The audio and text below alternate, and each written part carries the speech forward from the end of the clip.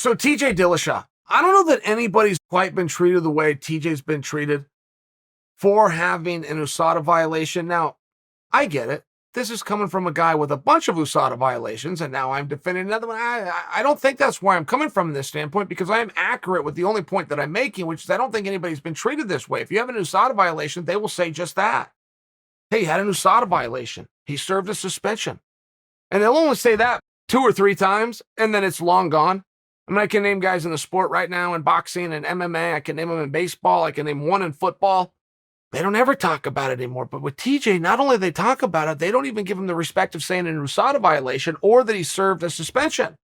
They come out and say specifically what the substance was. Now, stay with me on this topic, because in the world of performance enhancers, from my perspective, EPO is king. I don't believe there is a close second. And I've been to GNC since I'm the protein, but you remember the creatine phase?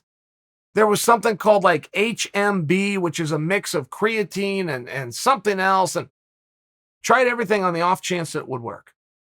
Brought it into the gym, but I had teammates do it too. They're mixing their protein powders or whatever it would be, and you'd all talk. And most of us would say the same thing, which is this was a waste of money and it doesn't work, right? I mean, that stuff is junk science to the highest levels, but then you find some stuff that does. EPO would go into the category it does. And in my opinion, not only does it works better than anything else. So there's stories of TJ early on showing up to his gym and telling his teammates about EPO.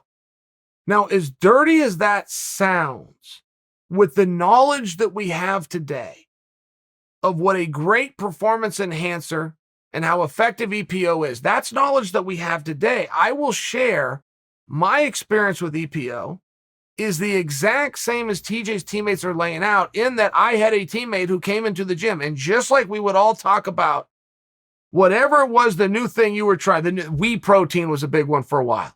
Whey protein was better than these other proteins because of the absorption rate. I mean, everything goes in waves, right? It's, oh, this is the hot one. This is the same with diets. The Atkins in, the paleo is in, the vegan diets in, whatever it is.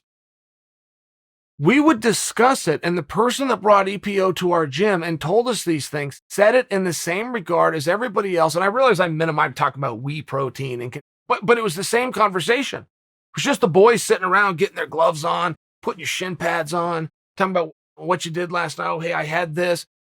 And that was my experience with EPO. The first time I ever heard those letters was just a guy that came in the room. He did not have the knowledge that we have today. I'll leave his name out of it. But he did not have the knowledge that we have today. He didn't know he had found the king of performance enhancers. He thought that he had found a substance that made him better at his job, and he was trying to share it with his teammates. He wasn't trying to keep it quiet. Now, as I look back on that, he wasn't trying to keep it quiet as a way of corrupting an entire team.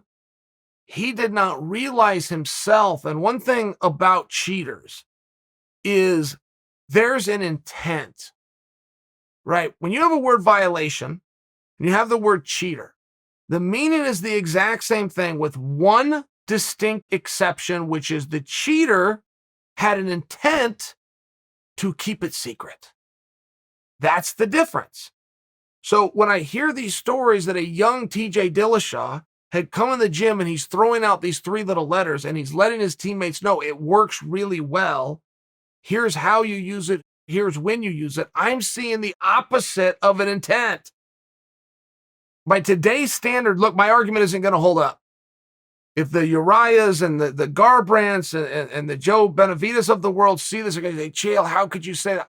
Guys, I'm trying to put you in a time machine, taking you back to before EPO was in the headlines, back before the world knew what it was, back before different ways of getting an edge were out there, and we realized the effectiveness and where everything fell in, back before there was USADA, back before the water regulations were in place. As I hear these stories about TJ, it predates all of those things, so you must put yourself in that spot. And there's a part of me that's hearing these stories, and they're all designed to hurt TJ, right? They're all designed to embarrass him. They're all designed to bring him down, to bring up the past. And it's one of those things. If anybody uses your past to affect your present, they cannot be part of your future. Real simple code to who your friend is and who's not, right? You show me your friends, I'll show you your future. But if anybody tries to use something that you did prior to affect you in the present, they can't be with you in the future. That's the way that it works. And I think that the alpha male team is all okay with that. I think that they've all parted ways. But there is another side to it that I must share, and this is from personal experience, right? This isn't easy for me to talk about. I'm embarrassed too. But it is one of those things where when the guy came in the gym and was telling all of the friends above board, not pulling you aside, not trying to get a few bucks from you, not whispering to you in the locker room when the rest of the guys are, when he comes in and told the whole room, and now this is what I hear that TJ is being accused of, it was the exact same thing. He did not have full knowledge of what he was doing. He didn't cross-reference it with WADA. USADA didn't exist. He didn't know full well what he was doing. Somebody grabbed a hold of him. He thought it worked. He was trying to help, right or wrong. But that's what happened. And that intent is very different than that of a cheater. And I just submit for you that these days of TJ being this evil, awful guy, he served his time. He served his time. TJ is free. Let him be free.